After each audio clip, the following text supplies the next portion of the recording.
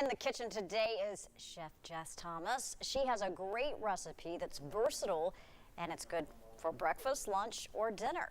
Take a look. Cachapas from Venezuela are similar to hoe cakes and johnny cakes. They're delicious stuffed with cheese. Let me show you. We'll be using 1 can of corn, an egg, half a cup of milk, and a 1/3 cup of corn flour. So we've got a pretty thick batter here. We're just gonna let it sit for about 10 minutes to thicken up a little bit more. I've got my skillet here that I'm preheating, and I'm gonna melt some butter. I'm using a 1/3 measuring cup to measure out the batter. We're gonna let this cook about 4 minutes on one side and then flip it to cook for 3 minutes on the other side.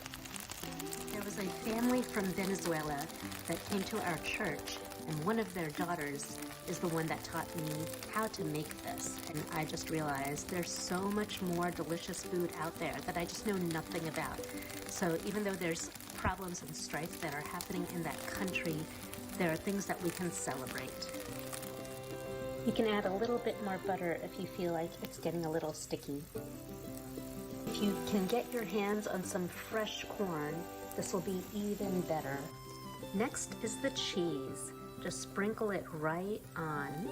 In Venezuela, they would use queso de mano, but outside of Venezuela, it's hard to get that, so mozzarella is just perfect. And just like a quesadilla, just fold it over. To keep them warm, just leave them in your oven until you are ready to serve. Though cachapas are traditional Venezuelan street food, you can also have it as a breakfast food. So I'm gonna serve mine as a brunch item with some bacon and some sausage. When they're cooked, the dough is still really soft and the cheese is super melty and delicious. Look at that.